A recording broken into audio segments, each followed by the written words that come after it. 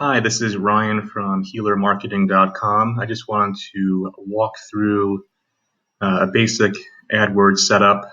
If you're new to AdWords, or even if you have been using it for a while, it'll be helpful just to review how I've learned to set up different campaigns, working for large corporations, small startups, as well as creating an AdWords account for my mother, who is a private practice psychotherapist.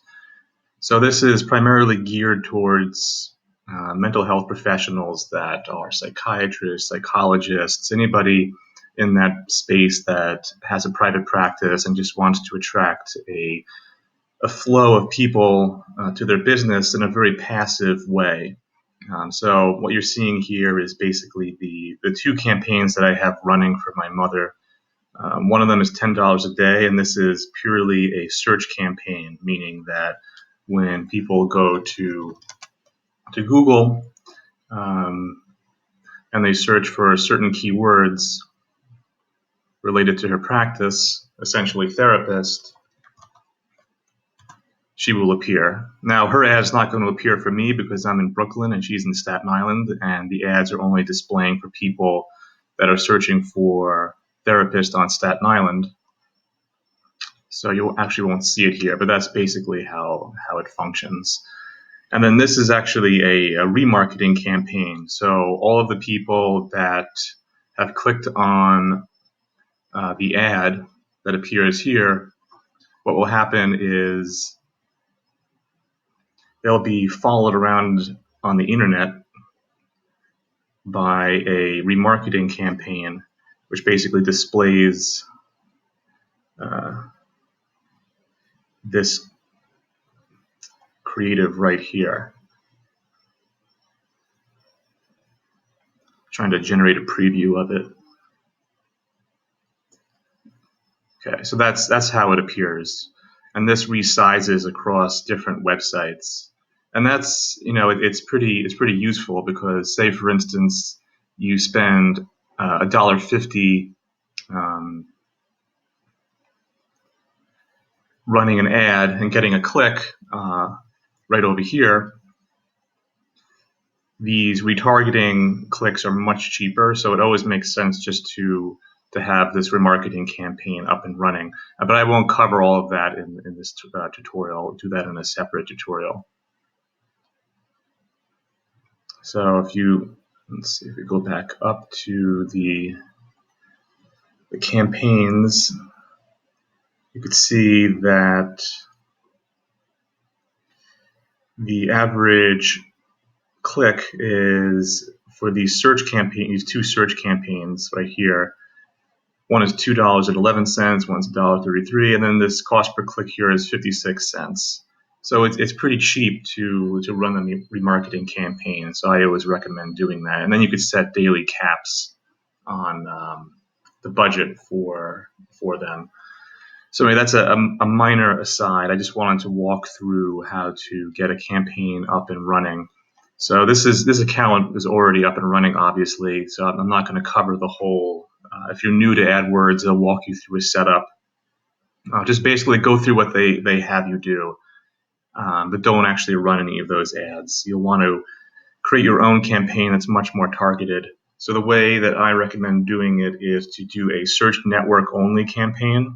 Once you're in this campaigns area here, you want to do a search network only. With search network display, what Google will display your ads on like apps, or they'll display an ad on a website that's related to the keywords you're purchasing. So even though you're buying a keyword that you think is, I see this mistake often. People will buy a keyword like therapist thinking they're just displaying here, but when they enable this display select, what happens is if you go to a health website, the text version of this ad or this text ad will display on that site, and that's really not optimal because we like this because people are actually searching for the service rather than when you're on a health website and you just see an ad for a therapist displayed. I mean, you weren't searching for that. You were just on a health website looking around. And then also there's the case where the ads are just displaying on websites that are completely unrelated to therapy. So in general, it's just better. You really control your spend a lot more effectively by going with a search network only. As well, there's also the issue when you're on a website, for instance, say you were going to healthambition.com, there's the potential of accidental clicks, people that are just scrolling around and they're just reading general information articles. And then what happens is, oh, I've got an ad blocker running. And this often happens more frequently on mobile devices where, they're just scrolling through with their finger and then all of a sudden they're going to end up clicking an ad.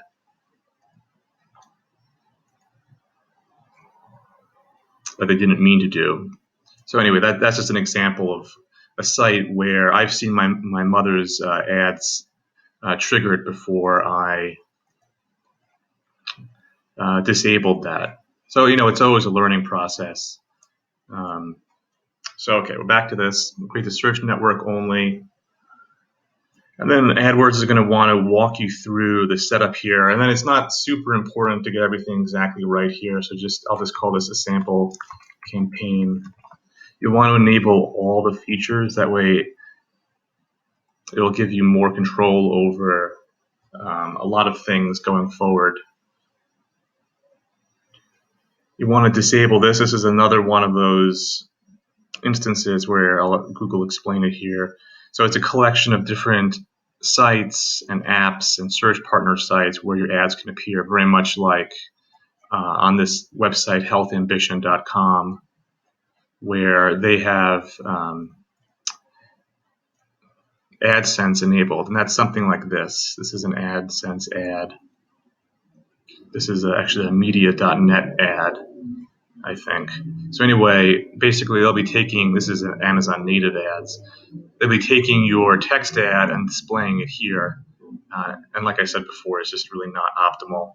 And then location targeting, you can set it here, or you can just put in United States for now and fix it later. So for instance, just to give you an idea, I'm in 11201, so doing it by postal code is good. You'll get a feel for the sort of reach you want to have for your campaign. So I'll just add this now. You could even do radius targeting, where basically you put in a zip code and you say, okay, I want to be 3 miles out from here, 5 miles, 10 miles, and then whatever really suits your business. And I'm sure that you have a sense of where your clients are coming from and how far away they're willing to travel. For instance, I'm in Brooklyn, so it would have to be really laser targeted, because people aren't going to come from Manhattan oftentimes to go to Brooklyn. And then the whole dynamic of Brooklyn, people aren't going to come from all the way in Brighton Beach, which is at the southern end of Brooklyn, all the way to my area.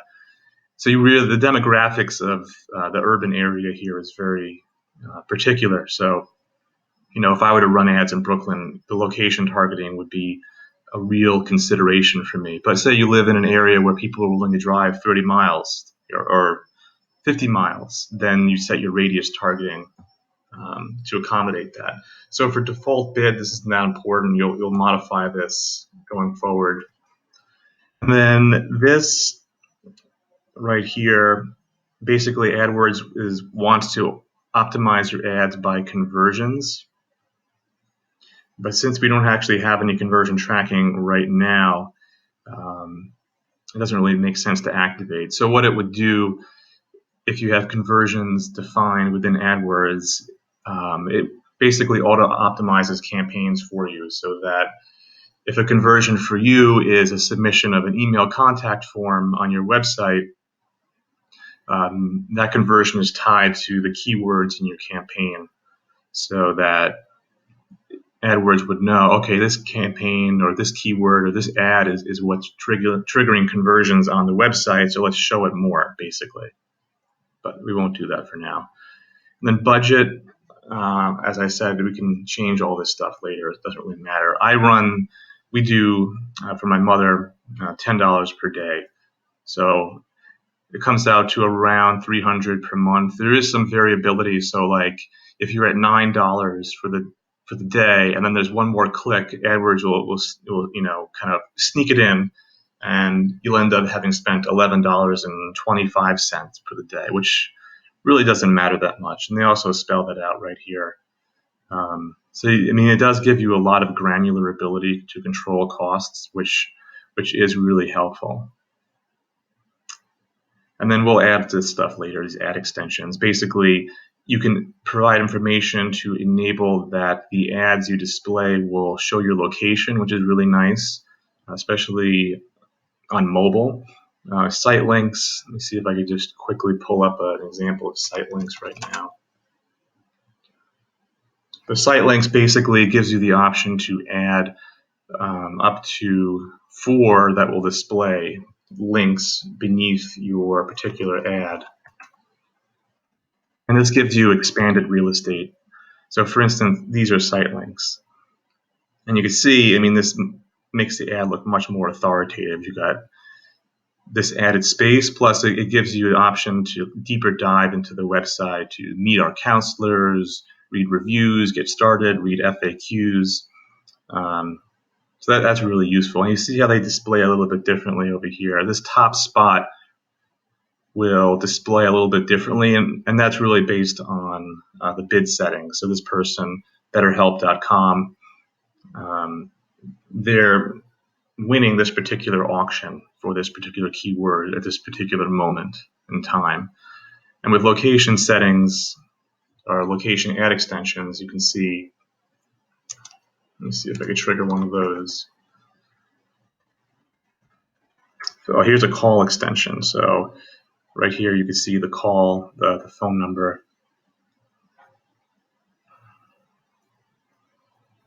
So basically, the best ones to enable for a local private practice would be a location, site links, call is also good.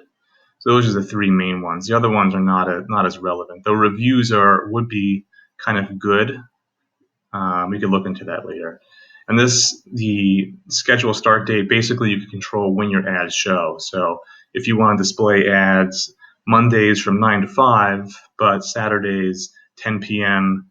to 3 a.m. for whatever reason, you can control all of that here, which is pretty cool. So I'll just save and continue. Let me see if there's something I left out. Okay. So now it's prompting me to create an ad group name. So I'll just call this sample ad group. And then it wants me to create an ad. So I'll just put in something very simple right now, sample ad. Oops, let's run it.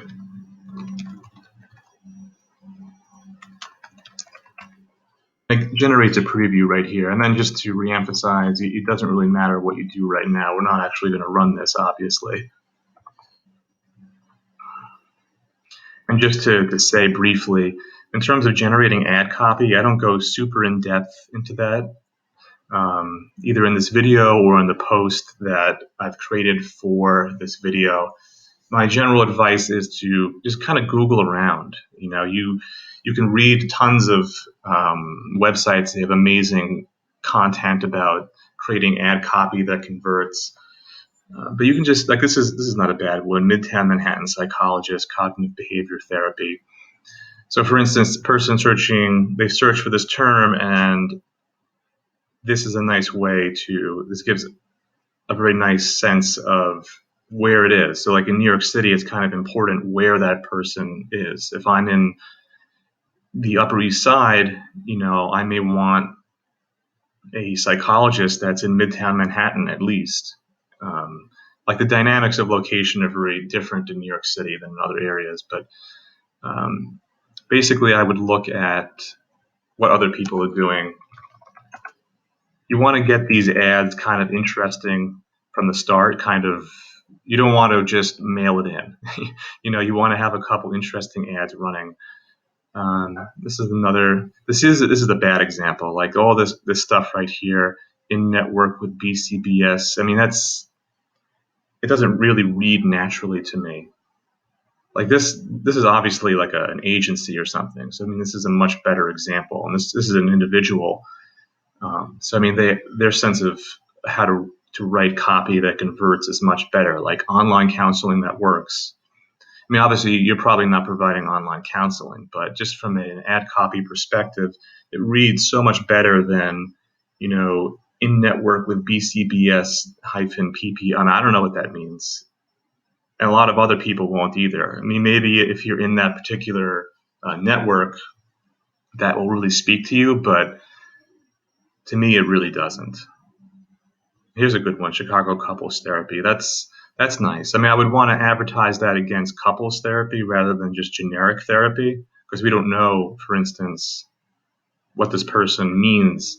Like if I was searching for a couples therapist in Chicago, actually that doesn't trigger any ads.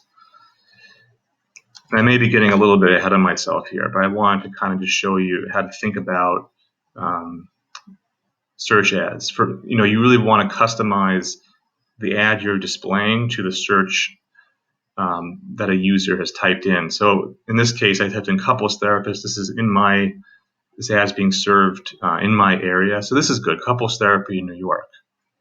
Effective and life-changing. You got the location information. It even lists out hours here, which is pretty nice. So back to the campaign.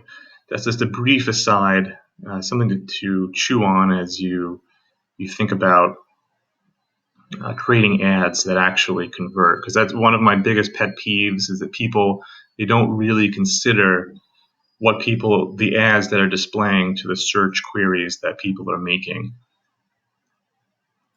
So back to this. Now Google wants me to add a keyword. So I'll just add right now a very generic keyword, therapist.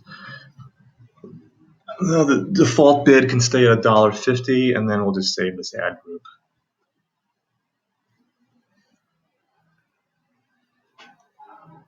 So right away, Google's telling me that I'm not spending enough money, that I need to raise the bid at $2.74. But that's neither here nor there at this particular moment. So the way I just wanted to set this up, we have a sample ad group. I encourage let me just get to this. So the way I've been taught to structure AdWords campaigns is to structure them by different match types. So that's, again, a little bit beyond the scope of this call, but in terms match types, essentially, there's 4 different types of match types. There's a broad match, phrase match, and exact match. And then there's modified broad match, which sits between broad and phrase match types. So I have resources on the page and in the link on YouTube to kind of go over what all those mean. But essentially, there are different ways that the keywords will trigger the ad. So just for now, I'll put in separate the ad groups by match type. So I just call them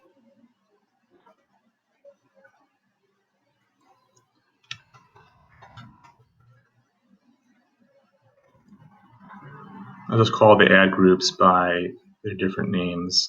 And then they're just going to prompt me for another default bid. And you can see the ad groups are starting to form right here. You could actually do this too. You could actually copy, Control-C, then Control-V. That's kind of easier.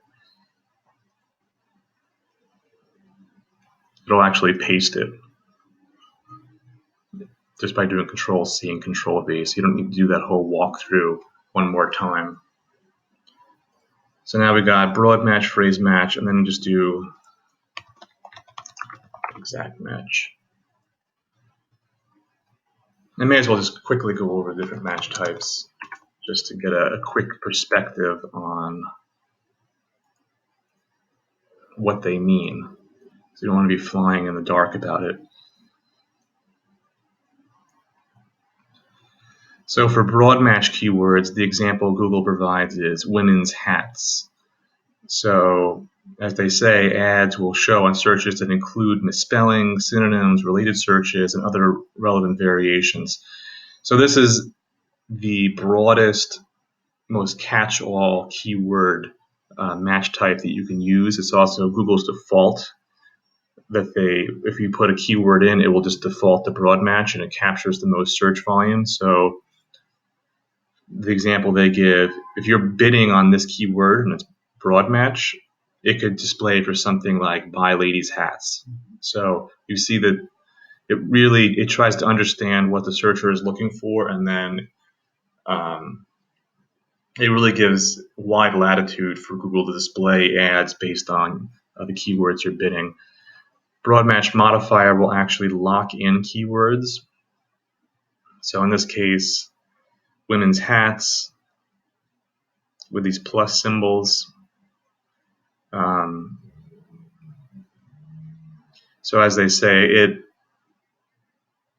it's close variations, but it's not synonyms. So it gives you, it's kind of an in-between option for kind of locking in terms. And then phrase match lets you, this is kind of my favorite, because it lets you, for instance, if you buy women's hats, the term will display for buy women's hats or women's hats on sale. So it gives you much more control. And if you have like a two-word phrase, like for instance, therapy for, psychology for, something like that, it can give you a lot more control. So it would be like therapy for depression, therapy for ADHD, things like that.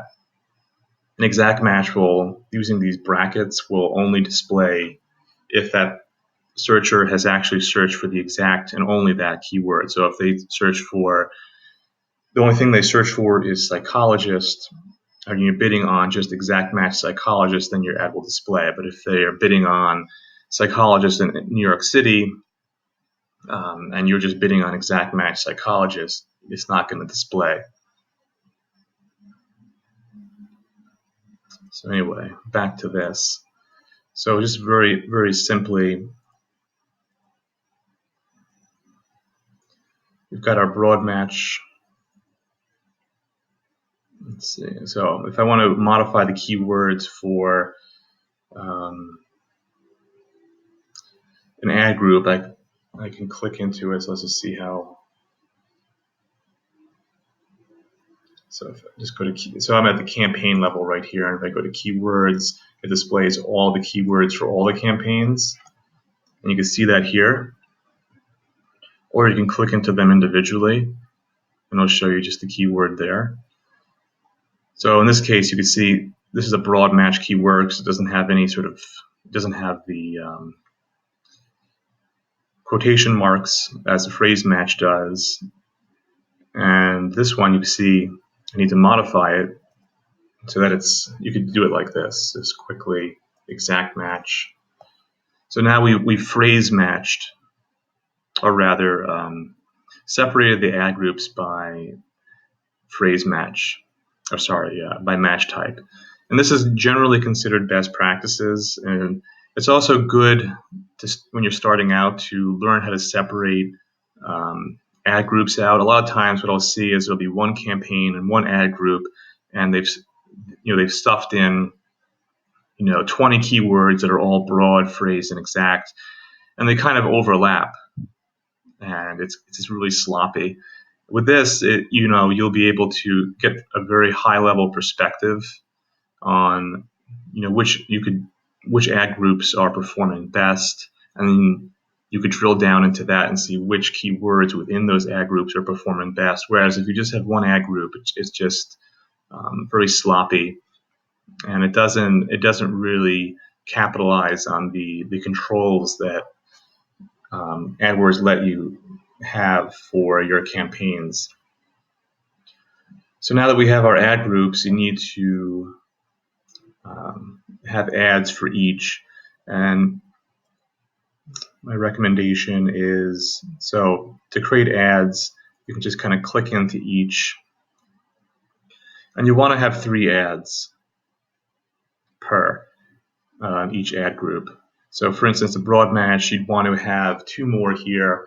Just create different and interesting ads, basically Googling around, seeing what other people are doing. You want these ads to speak to these particular keywords. So in this case, we only have 1 keyword right now, but if you were purchasing broad match, cognitive therapy, you'd want basically ads that speak to the keywords that you're buying, because that's how you really generate a match between what people are searching for on Google and what ads are displaying. So I'm not going to go into all of that now, but my recommendation is that you run 3 and Google will just optimize it. Okay, so now another important component of all of this is negative keywords, and I have a full write-up on the post that I'll include a link to. Basically, you want to include negative keywords. That what that essentially means is these are words you would input. For instance, a common one is free. So if you put in the keyword free, it means that if someone typed in therapist free, your ad wouldn't run in AdWords. So these are just words that will. So let's see if anybody is actually displaying for that, because nobody wants to. Obviously, it's a very low quality search. If someone is searching for free therapy, like this person's brave enough to actually do it. It's that same site before, BetterHelp.com. It's obviously a large corporation that thinks that they can somehow make money off of people searching for free therapy, and maybe they can. I don't know, but for our purposes, with a small budget, not a large corporation, it doesn't make sense in this, for example, to run ads for people looking for free services. So that's an example of how negative keyword function within AdWords. And then there's actually a really cool tool provided by WordStream, and they will generate negative keywords for you. So if you're just starting the campaign and you really don't know the negative keywords that you should add, this is a really nice way to do that. So let's just wait a minute and see what they provide.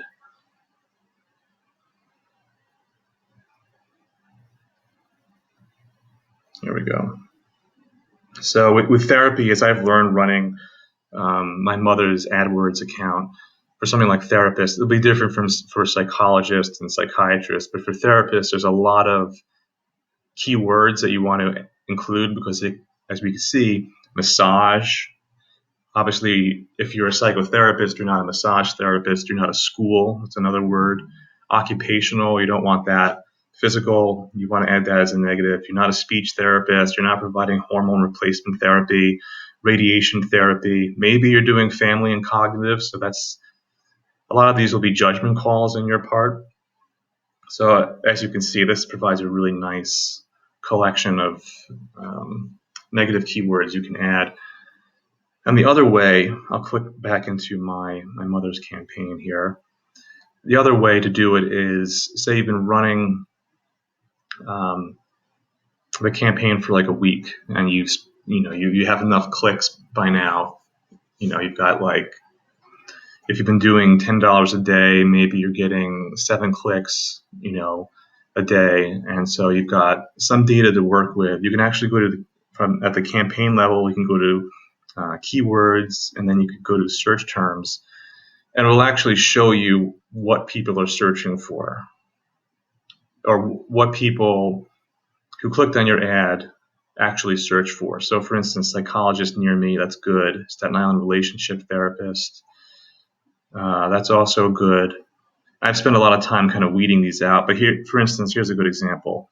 These will just keep popping up. Someone clicked on my mother's ad who was looking for Edwina Key therapist. So that's probably somebody on Staten Island where my mother practices that also practices. And this really, it's not ideal. I mean, it could be. It's kind of hard to tell because maybe my mother converted this particular client. It's hard to tell. And that's because we don't actually have the easiest way to, actually it's not easy, but if you really want to track conversions, since most people will be calling you,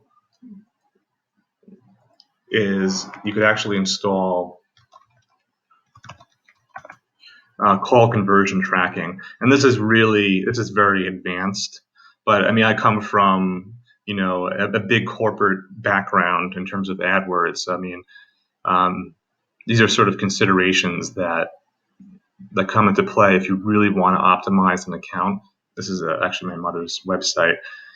So you probably would never do this, but just for the sake of being thorough, the way call conversion tracking works is that code would be generated for each ad that replaces the phone numbers on the page, so that when someone clicks through to your website from an ad, different phone numbers will be displayed, and when they're called, we'll actually activate a conversion inside of the AdWords. So that's one reason why I don't have conversion tracking up and running, because it's the primary way people engage with her website is through calls, and it's just not something that I've gotten around to doing. People also submit through here, and this is something that's easily tracked if you wanted to do it, but I just haven't gotten around to actually installing conversion tracking, primarily because people are calling, and then doing that kind of complicated conversion tracking would mean I'd have to hire a developer and do all this other stuff, which is really not useful. So here's an example: hand therapist for spinal cord injury. That's another negative keyword that I'll have to add, and basically you add them here. You can add them all at the campaign level, and what that means is the negative keywords will apply to all of the ad groups. That's basically how I would recommend doing it. You can add negative keywords at the ad group level, which means that those negative keywords wouldn't apply for the other ad groups. But for our purposes, this will be a pretty small campaign, so it's not necessary to make it too complicated in terms of separating negative keywords by ad groups. But I mean, as you get more familiar with what you're doing in AdWords, that's something you can consider. So, for instance, hand therapist, that's a negative keyword that I would want to add. I wouldn't want to add therapist. I want to be very clear about that. You wouldn't want to. I would just add hand and save it. So now, no longer will someone looking for a hand therapist receive my mother's ad. And this is so crucial, because otherwise, if you're just running the keyword broad match therapist, what happens is you're going to be displaying for all of these different queries that are just completely unrelated to services you provide. So just looking through her list here, about, I mean, that's another one that I've found. And then for her, this is kind of interesting. She doesn't provide insurance. She doesn't work through insurance providers. So I've learned to weed out a lot of the insurance queries, because people will search for GHI therapist, and she doesn't work through them. So I've weeded like all those out. Blue Cross, Blue Shield is an example. This is obviously a local provider that I've weeded out. Danielle is another one. Cupping. There's literally all these types of alternative therapies you'll want to weed out if you're a therapist.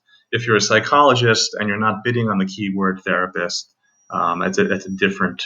You probably won't have to contend with as many of these issues. So that's Spanish. So she doesn't speak Spanish, so she's not going to display for people looking for a Spanish-speaking therapist. So it's very, on one hand, you can get a good sense of things using this free keyword tool. On the other, you'll want to weed out the extraneous stuff that's just not related to you. And then as well, you'd want to weed out things that are, for instance, services you don't provide. Like if you don't provide therapy for adolescents, you can add the keyword, negative keyword adolescent. And this really helps because it optimizes and makes sure that people that are clicking your ad are actually, they're much more targeted to the services that you provide, so they're much more likely to convert, which means that the money you're spending is spent much more effectively. And then it affects other high-level metrics as well. So for instance, if you're displaying for a hand therapy ad, people that are clicking or searching for that and they see that you're a therapist in the ad content, they're not going to click on the ad. And if they're not clicking on the ad, what happens is that it decreases your click-through rate for the ads that you're running. So you can see at a very high level here, this is for the past 14 days, the click-through rate here is basically the interaction of the clicks and impressions. So I've got for her this particular search campaign, she has 70 clicks and she has about 1,000 impressions, which means the click-through rate is 6.4%. And you can see this one is actually converting or has a click-through rate of much higher at 23%.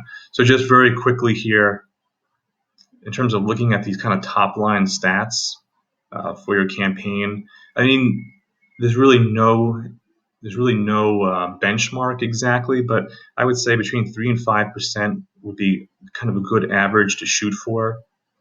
And for instance, adding the negative keywords in, making sure that the keywords themselves are really attached and semantically related to the ads that you're running. These are all ways to kind of keep boosting the score up. And the healthier that this is, the healthier your general AdWords account is. So you really want to be operating in a healthy environment. I mean healthy, like if this were 0.25, that would show to Google that your ads are not servicing the searcher. So you'd want to address that over time. You'd want to make sure that the click-through rate stays up. So a lot of this is, once you get it kind of up and running the right way, you can set it and forget it. It's pretty passive at this point. I don't do too much. It's not like running AdWords for eBay where I'm buying 1 million keywords. It's really very simple. But you do want to spend some time learning about different metrics involved here. Average position is really useful. Conversions is not displaying any conversions here because I don't have conversions defined. But if you were to click down into the ad group, this is important. The quality score, and you want to have this metric displayed.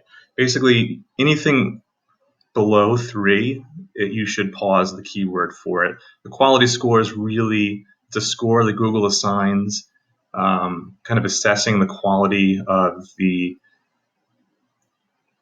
keyword in your account, and that is really it's really understood to be the ecosystem that relates between the keyword, the ads that you're running for that keyword, and then what is happening on page. So a quick example would be, I used to buy the keyword psychologist, but because my mother doesn't actually have that keyword on here because she's not a psychologist, Google gave me a keyword score that was beneath 3, which is a bad score. So basically, you want to be above 3. And just to quickly show you something about how to get that, you'll want to modify these columns. So I'm just trying to show you a bunch of things that a lot of people, they don't really know that they can do with AdWords, and they kind of leave the default settings. By default, the quality score is not actually included. So I'm just trying to find where exactly it is. I've already added it. There it is. So it's under attributes, quality score, and you'll want to add that in. That's really important to see how your keywords are being assessed. Actually, I'm not sure why this is not generating a quality score, but I'll leave that for later. But usually, in general, you'll always see a quality score for your keywords. Keep it above 3.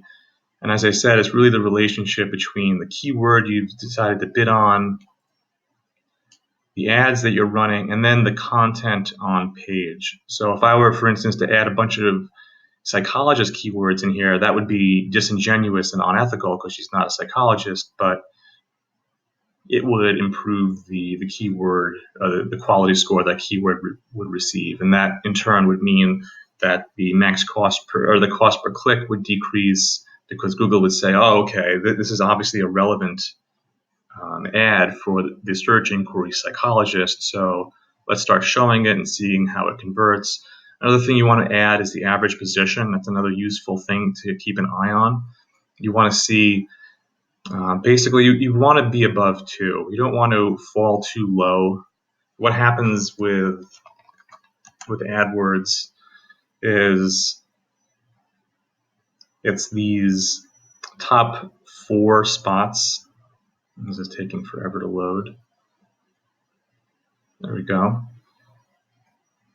Okay, it's not showing an ad for that one.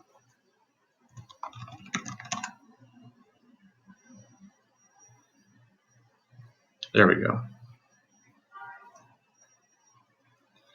So basically, in terms of average position, you see 1, 2, 3, 4. And this is kind of interesting too, because you can see this guy's a private practitioner.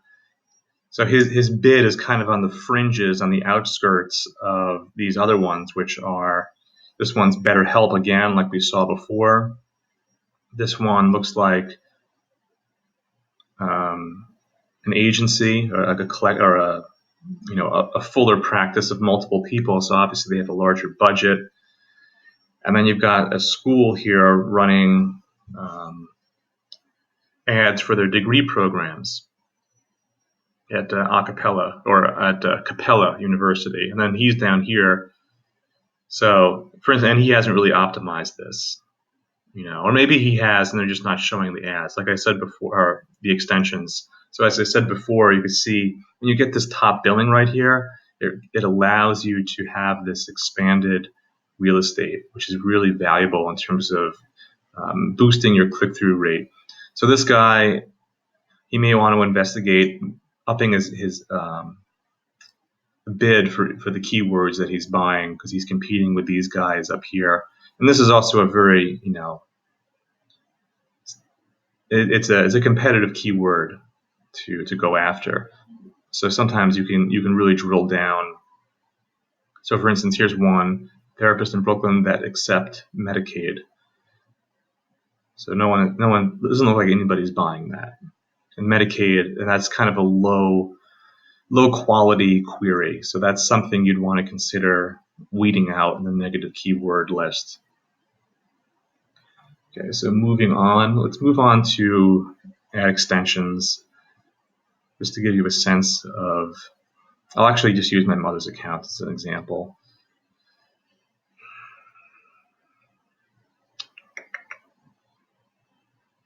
So I have these running. I've got an About Me, My Services, Contact Me. I'm going to go this toggle into the sample campaign so we can just start fresh with this. So basically you'll want to add site links extensions, and like I said before, these are these right here.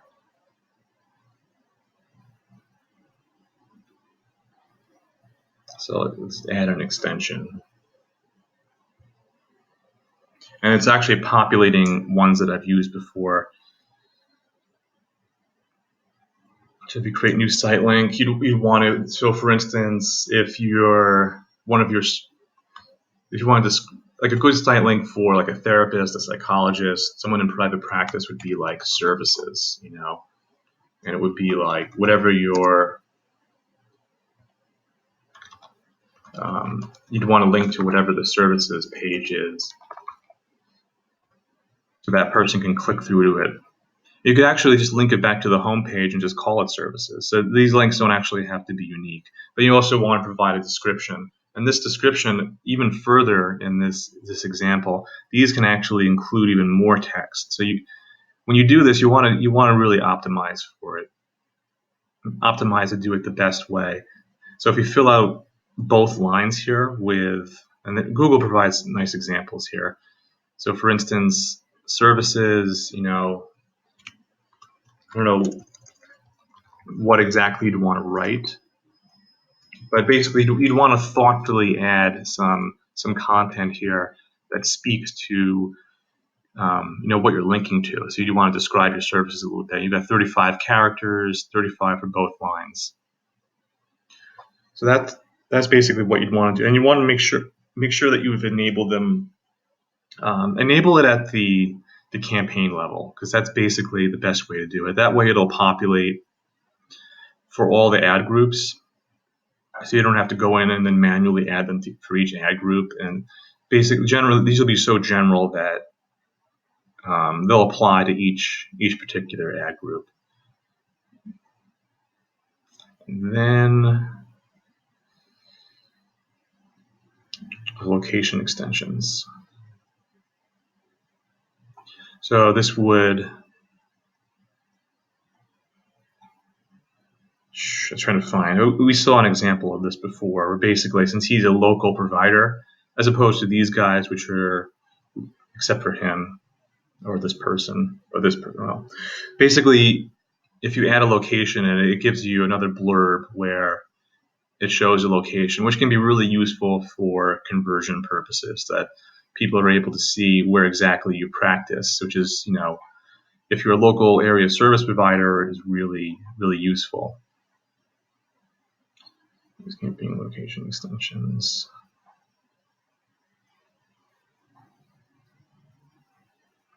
And this is actually tied to your Google My Business account. So you would need to set up a Google My Business account, because that actually ties in to the AdWords account. So that's another consideration. So in terms of Google My Business, I wasn't planning on discussing that too much, but basically you set up an account and it verifies with Google where your practice is.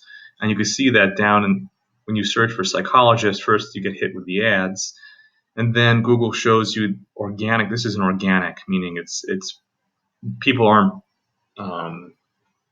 This is not like a paid listing. This is Google selecting the most relevant local area providers based on the query. So you could see Vision, sorry, that's her last name. She's a psychiatrist in the area. Doesn't have a website, but it gives you this kind of nice pack of providers. And when you create a Google My Business account, you'll get mailed a postcard with a code, and then you verify the address, and then all of a sudden now you're popping up in here, and then that's how you verify you're able to add a location extension through AdWords. So we did site links, we did call extensions, that's the other one. So basically you'd want to add, so these are just different numbers you'd want to add. And that's not too difficult, you can figure that out. Okay. And that's essentially it for setting up a campaign. So just to review, we have the campaign here. Oh, one thing I didn't cover, going into settings, we set this up at the beginning. I just wanted to go through it one more time. You want it to be search network only. That means it's only going to be displaying in this area here, and in Google search. It won't be showing up on websites. It won't be showing up in apps. That's just, for our purposes, it's a small budget. You don't want to waste it in those areas. You could actually modify the adjustments of bids on different devices. So for instance, if you're able to see that you're getting a lot of traffic from mobile devices, it makes sense to maybe consider upping it even more if you're seeing that the traffic coming from mobile devices is high quality. That's a little bit outside, a little bit advanced, but it's something you could consider, and it's really something I'll be writing about in the future. if you're interested. So actually, we should dive into this for a second. The location settings. Remember, we did this at the beginning. So, for instance, in the beginning, I set up just a zip code. But if you go into the campaign settings, you can see this is where, by typing in 11201, this is where it decides to display me. And that's not bad. But I mean, if I were a practicing therapist and I live right around this area, I'd want to expand it a little bit more, because I would assume people from Red Hook would happily come to me, Gowanus. I mean, the train ride, it's not too hard, not too difficult. Maybe some people from Lower Manhattan would actually come. So you could add different locations and have multiple, or you can do something like radius targeting. So for instance, if I typed in 11201 and I wanted a 20-mile radius, I mean, that's really crazy. I wouldn't want, obviously, people from New Jersey and Staten Island aren't coming to Brooklyn. So you can kind of winnow it down, maybe say 5 miles. Let's see what that looks like. I mean, that captures a little bit of New Jersey. You do 4 miles. Or you can just add them manually. You could